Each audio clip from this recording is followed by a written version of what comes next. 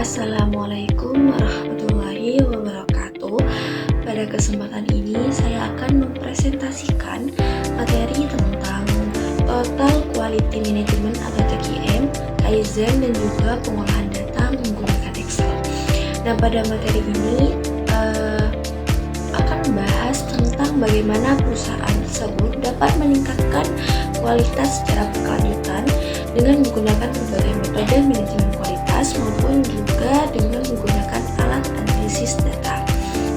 Selanjutnya yaitu manajemen kualitas pada awalnya itu hanya berfokus pada pemeriksaan produk di akhir proses produksi.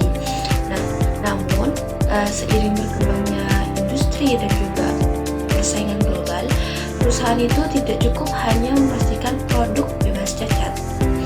Nah, perusahaan untuk saat ini itu harus mampu menghasilkan produk berkualitas sekaligus menggunakan sumber daya secara efisien.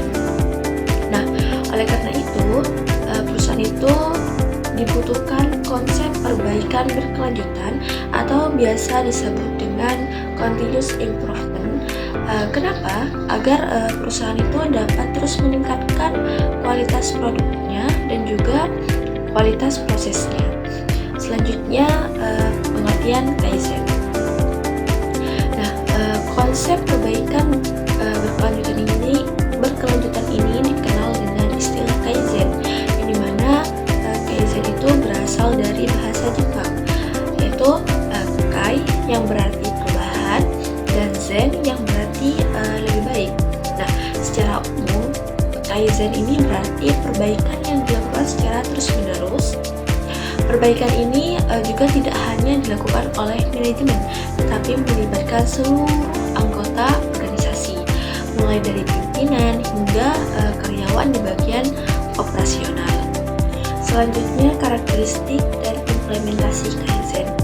Nah, karakteristik utama Kaizen ini adalah melakukan perbaikan kecil secara bertahap tetapi dilakukan secara konsisten. Nah, perbaikan ini biasanya tidak membutuhkan investasi besar, tetapi dilakukan melalui perubahan sederhana dalam proses kerja.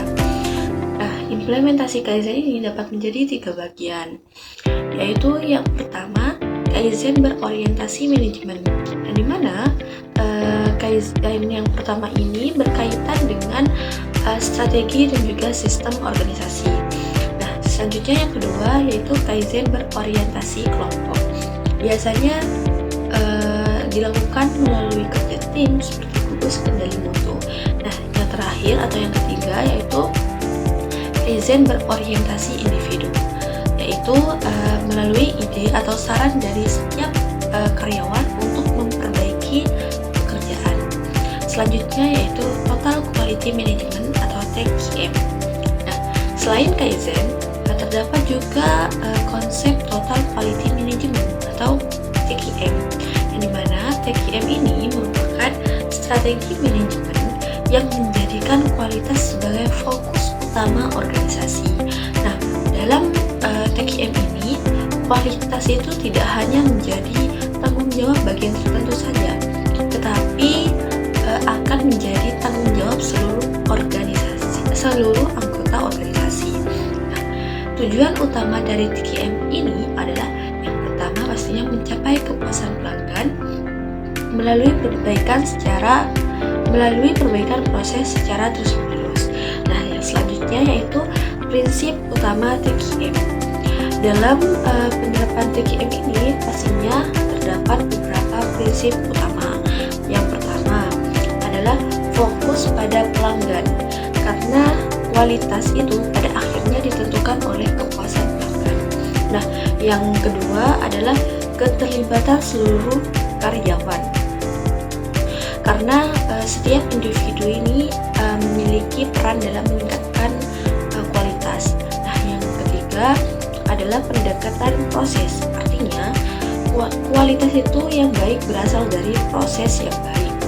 Nah, yang keempat adalah komunikasi dan pendidikan yang berkelanjutan agar seluruh anggota organisasi itu memahami apa sih pentingnya kualitas itu. Nah, namun dalam praktiknya penerapan TQM ini juga dapat menghadapi hambatan seperti birokrasi yang kaku, kurangnya komitmen manajemen, dan juga resistensi terhadap perubahan. Selanjutnya yaitu konsep 3M. Nah, dalam filosofi Kaizen terdapat konsep yang dikenal dengan 3M, yaitu untuk mengidentifikasi efisiensi dalam proses kerja. Yang pertama adalah mudah, yaitu pemborosan atau aktivitas yang tidak memberikan nilai tambah. Yang kedua adalah murah, yaitu ketidakseimbangan atau variasi dalam proses kerja. Dan yang ketiga yaitu adalah muri, yaitu beban kerja yang berlebihan pada manusia ataupun pada mesin.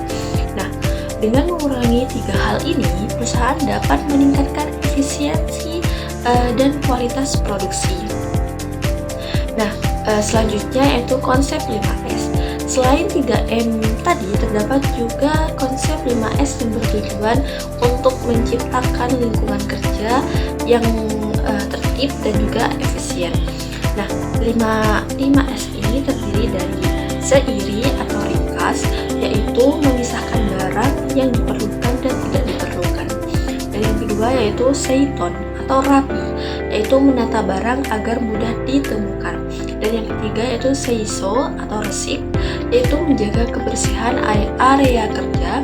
Dan yang selanjutnya yaitu seiketsu atau rawat, yaitu menjaga standar kebersihan atau kerapian. Dan selanjutnya yaitu shisuke atau rajin, yaitu membangun disiplin untuk menjalankan aturan tersebut secara konsisten. Nah, selanjutnya yaitu siklus PDCA. Untuk melakukan perbaikan secara sistematis, pastinya digunakan metode PDCA, yaitu plan, do, check, dan action. Nah, plan berarti merencanakan perbaikan dengan mengidentifikasi masalah. Do berarti melaksanakan rencana tersebut. Check berarti mengevaluasi hasil dari tindakan yang dilakukan. Dan yang terakhir itu action, berarti melakukan standarisasi jika perbaikan berhasil, atau melakukan perbaikan kembali jika hasilnya tersebut belum optimal.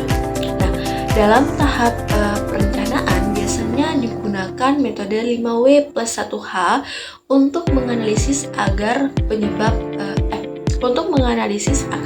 masalah. Selanjutnya yaitu 7 Quality Control Tools. Dalam pengendalian kualitas terdapat analisis yang disebut 7 Quality Control Tools. Nah, beberapa di antaranya adalah check sheet, histogram, diagram Pareto, fishbone diagram, scatter diagram, control chart, dan stratification.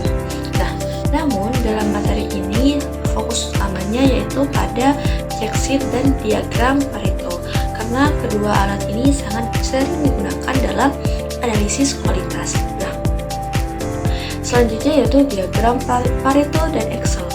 Nah, diagram Pareto digunakan untuk mengidentifikasi masalah yang paling dominan dalam suatu proses.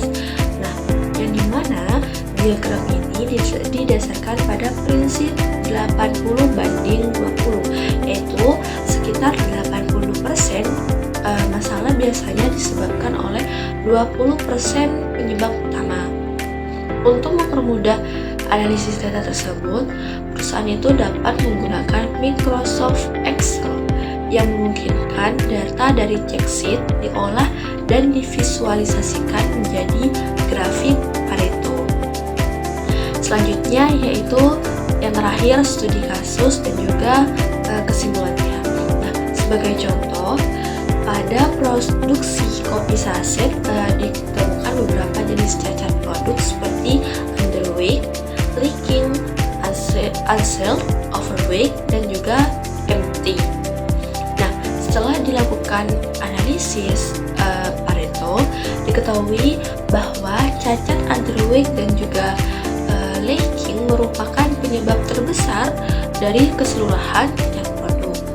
Nah, dari materi ini dapat disimpulkan bahwa Kaizen dan juga TQM itu berperan penting dalam meningkatkan kualitas melalui perbaikan berkelanjutan, serta penggunaan alat analisis seperti Kichi Tools dan juga Excel dalam membantu perusahaan